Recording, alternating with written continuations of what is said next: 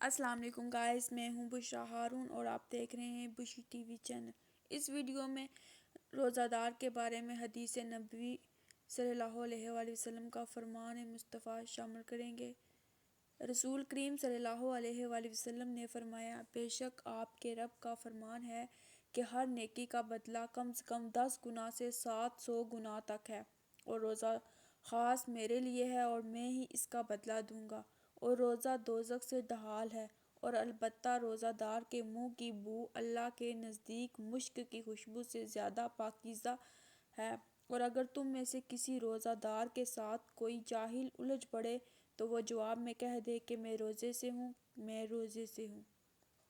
رسول کریم صلی اللہ علیہ وآلہ وسلم نے فرمایا، تحقیق تمہارے پاس رمضان آیا ہے، یہ برکتوں والا مہینہ ہے، اللہ تعالیٰ نے اس کے روزے تم پر فرض کیے ہیں۔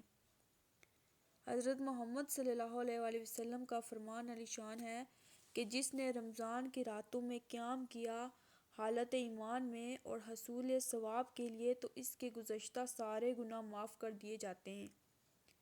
حضرت ابو ہریرہ سے روایت ہے کہ نبی کریم صلی اللہ علیہ وآلہ وسلم نے فرمایا، جو شخص رمضان کا ایک روزہ بلا عذر شرعی سفر و مرض کے بغیر چھوڑ دے، مدت الامراض کی تلافی کے لیے روزے رکھے، تب بھی ایک روزے کی کمی پوری نہ ہوگی۔ حضور اکرم صلی اللہ علیہ وآلہ وسلم کا ارشاد عالی شان ہے، روزہ ایک ڈھال ہے جس کے ذریعے انسان جہنم سے تحفظ حاصل کر لیتا ہے۔ رسول کریم صلی اللہ علیہ وآلہ وسلم نے فرمایا، جس نے روزہ دار کو روزہ افطار کرایا، اسے بھی اتنا ہی اجر ملے گا جتنا روزہ دار کے لیے ہوگا، اور روزے دار کے اجر سے کوئی چیز کم نہ ہوگی۔ رسول کریم صلی اللہ علیہ وآلہ وسلم کا فرمان عالی شان ہے، سحری کھایا کرو کیونکہ سحری کے کھانے میں برکت ہوتی ہے، اور یقیناً اللہ اور اس کے فرشتے سحری کھانے والوں پر درود بھیجتے ہیں۔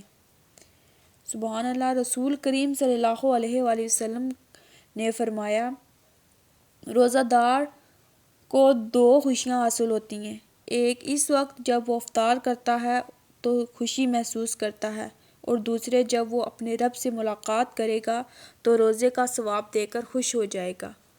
رسول اکرم صلی اللہ علیہ وآلہ وسلم کا ارشاد ہے کہ جب رمضان کا مہینہ آتا ہے تو آسمان کے دروازے کھول دیے جاتے ہیں اور شیطان زنجیروں میں جکڑ دیے جاتے ہیں۔ فرمان مصطفیٰ صلی اللہ علیہ وآلہ وسلم نے فرمایا، روزہ جہنم سے بچنے کے لیے ڈھال اور مضبوط قلعہ ہے۔ حضور اکرم صلی اللہ علیہ وآلہ وسلم نے ارشاد فرمایا، میری امت اس وقت تک میری سنت پر قائم رہے گی جب تک افطاری کے لیے ستاروں کے نظر آنے کا انتظار نہیں کرے گی۔ تو گائز، کیسی لگی آج کی میری ویڈیو؟ آئی ہوپ آپ کو پسند آئی ہوگی۔ کمنٹ کر کے لازمی بتائیے گا۔ ملتے ہیں نیکسٹ ویڈیو میں، تب تک کے لیے مجھے دیجیے اجازت، دعاؤں میں یاد رکھیے گا۔ اللہ حافظ۔